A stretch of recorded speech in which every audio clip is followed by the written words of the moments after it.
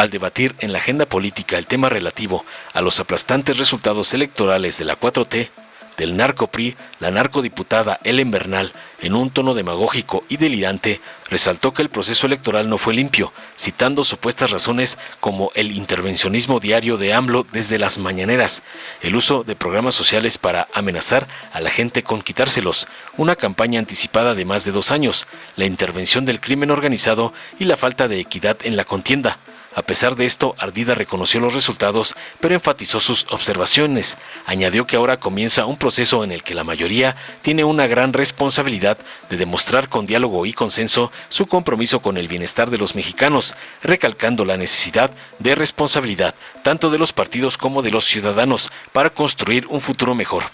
Para responder la cantaleta de la Dipupac de Alito, Leonel Godoy, diputado de Morena, manifestó contundente que lo que sigue, una vez concluido el proceso de elecciones, es impulsar una democracia representativa, popular, genuina y participativa, donde la consulta, el referéndum y el plebiscito ayuden a conducir al país. Reiteró que trabajarán para lograr una sociedad democrática, estabilidad económica, paz social y seguridad para la ciudadanía. Mencionó que el 2 de junio se demostró que el odio y la mentira no conducen a un éxito electoral. En cambio, los argumentos sólidos, la seriedad de la exposición, el plantear con convicción en lo que uno cree para el país, sí ayuda. De ahí que el pueblo otorgara el mandato con más de 36 millones de votos a la 4T, para concluir aclarando tajante que es falso que haya una sobrerepresentación en la Cámara de Diputados, pues está prohibido en la Carta Magna. Veamos enseguida cómo la Dipupac de Alito es brutalmente humillada por Leonel Godoy por no aceptar su derrota y casi desaparición, como le manda su padrote, el lampón Claudio X González. Gracias, presidente, con su venia. Miren, sí, efectivamente, el proceso electoral ya terminó. Ya hubo una ganadora, ya hubo ganadores, hubo perdedores, eso es democracia, pero no podemos dejar de decir que el proceso electoral no fue limpio. Y no fue limpio porque también eso hay que reconocerlo. Y mire, les voy a dar 5 razones muy básicas de por qué el proceso electoral no fue limpio. 1, el intervencionismo del Ejecutivo Federal todos los días desde las mañaneras, no el último año, sino cada año, más además cuando teníamos elecciones intermedias en las gubernaturas, haciendo uso de esa tribuna para hacer proselitismo. Ya no hablemos de que hace prácticamente un año empezó a hacer campaña precisamente por los espacios del Congreso. 2, el uso de programas sociales amenazando gente, diciéndoles que les iban a quitar esos programas, que nosotros íbamos a quitar esos programas. Y bueno, 3, la total y absurda campaña anticipada que aventaron de más de 2 años, compañeras y compañeros. Bardas espectaculares, comerciales, todo lo que hubo en una campaña anticipada en la que, bueno, desde hace más de un año en el que ustedes terminaron su proceso, pues ya llevaban bastante ventaja con esta parte. 4, la intervención del crimen organizado. Y eso hay que ser muy claros y muy puntuales, porque se los dije en la sesión pasada, no podemos perderlo de vista. Todos perdimos, compañeras y compañeros, en el proceso de todos los partidos que fueron atacados, ellos, sus familias, y que son hombres que tienen cara, que no podemos omitir. Y por último, por la falta de equidad en la contienda, con todos los recursos tirados completamente a los candidatos del oficialismo. Pero miren, como se los dije al inicio, el proceso electoral ya terminó. Hoy tenemos precedentes. Aquí decían hace un momento, siguen hablando de fraude. Hijo, los que siguen hablando de fraude desde 2006 son otros que yo conozco, pero no dejan de hablar de eso. Al final, reconocemos resultados, pero señalamos lo que detectamos. Hoy viene un proceso en el que sin duda ustedes tendrán una gran responsabilidad como mayoría. No en ambas cámaras, no, solo en la Cámara de Diputados. En el Senado tendrán que dialogar. Pero al final, hoy es una muestra de qué tanto quieren hacer o no por el país, con diálogo, con consenso, en construir, en realmente hacerlo por el bien de las y los mexicanos. Sí, ganaron la elección con más de 35 millones de votos. 36 millones de votos. ¿Pero qué creen? Que 40 millones no votaron. Y el resto votó por la oposición. Se los dije también en mi intervención anterior, que sea una democracia, pero no una democracia al estilo Jefferson. Que no sea que el 51% le arrebate sus derechos al 49%. Esperamos responsabilidad. Sí, como partidos políticos, pero más como mexicanas y mexicanos, porque todos vivimos en este país y queremos que este país tenga un futuro. Que haya diálogo y consenso, como se los decía hace un momento. Que haya responsabilidad. Hoy es el momento que tienen para demostrar responsabilidad. Sí, vamos a seguirle hablando a las y los ciudadanos las veces que sean necesarias, pero también esperamos no toparnos con paredes que no escuchen, porque eso no es democracia. Hoy vemos que hablan de abrir parlamentos abiertos, que vemos que hablan de abrir diálogo para las próximas reformas. Esperamos que sea un diálogo real, que realmente sea para poder incluir a todas las voces que tienen que ver y no nada más sea puro circo para hacer creer que son demócratas.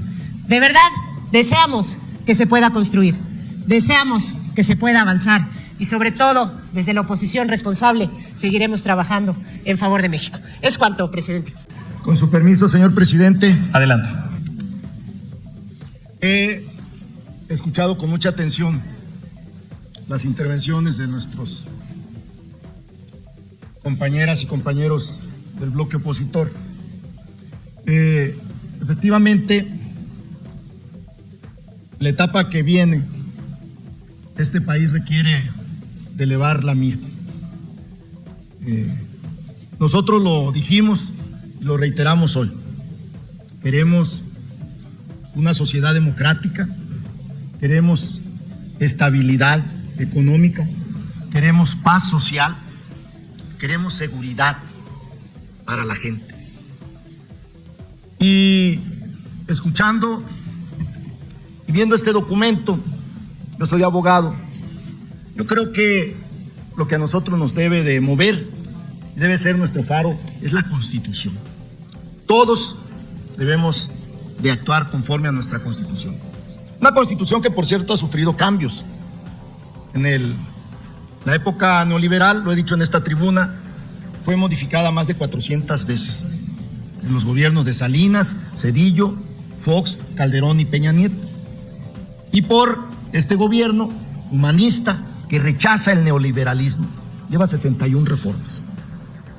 Y hay 18 propuestas nuevas y están sometidas a discusión. Y se van y se deben de discutir. Y por eso para nosotros es muy importante la inclusión, la tolerancia, pero sobre todo la participación propositiva. Esta elección del 2 de junio demostró que el odio, la mentira, no conducen a un éxito electoral. En cambio, los argumentos sólidos, la seriedad en la exposición, el plantear con convicción lo que uno cree para este país, eso sí nos va a ayudar.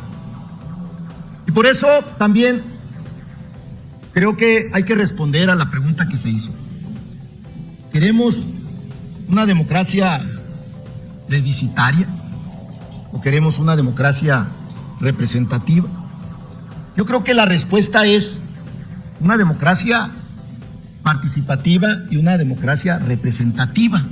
El plebiscito fue el 2 de junio, no va a haber más hasta después. Quizá la revocación de mandato está prevista en la Constitución, pero eso ya ocurrió y ahora lo que sigue es una democracia representativa, popular, genuina y una democracia participativa donde la consulta, el referéndum, el plebiscito ayuden a conducir a este país. Finalmente viene un debate en las próximas semanas, la llamada sobrerepresentación prevista en el artículo 54, fracciones cuarta y quinta. Revisando los números, porque yo creo que sí va a ser un debate falso plantear que esta sobrerepresentación prohibida en la Constitución es para coaliciones. Está claro que es para partidos políticos. Eso está nítidamente aquí plasmado. Y estaba viendo los números. Nosotros vamos a tener 244 diputados, que significa el 40-84 de la composición de la Cámara de Diputados. La sobrerepresentación sería 48 y no es 48. Y así me puedo ir con el PT. Disculpe la interrupción. El orador está solicitando el uso de la palabra el diputado Benjamín Robles. ¿Con qué objeto, diputado? Sonido en su escaño, por favor. Rogarle, senador presidente, si le pregunta al orador si es tan gentil de aceptar que le formule yo una pregunta. ¿Acepta el orador la pregunta?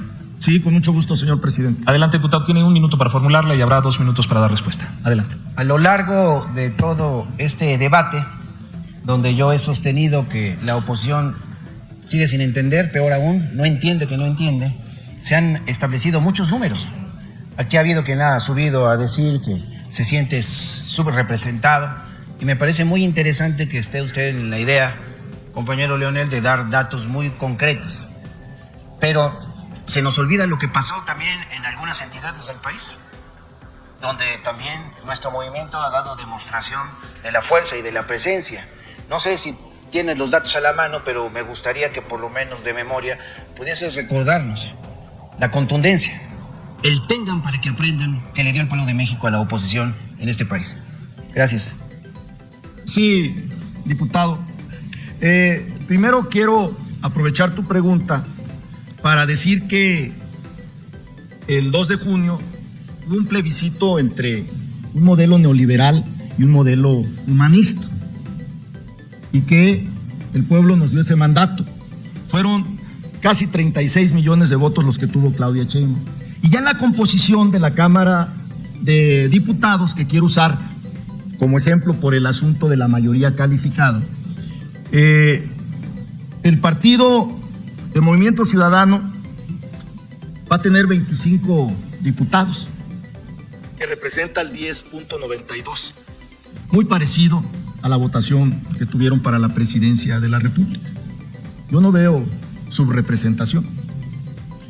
Y lo digo, por ejemplo, del partido Acción Nacional. Va a tener 76 diputados, que representa el 15%, muy parecido a lo que obtuvo en la votación presidencial. Mi asesor me hizo una lista con números muy chiquitos, no los alcanzo a ver bien.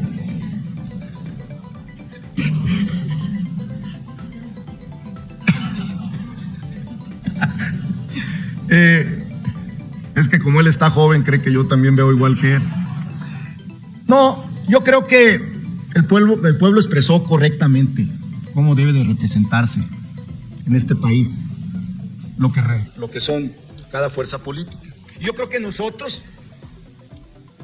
tenemos la obligación de que esa fuerza se respete y que esa fuerza se manifieste en las cámaras, que se manifieste en los estados, que se manifieste en las calles, que se manifieste en los debates, en las universidades, en todas partes.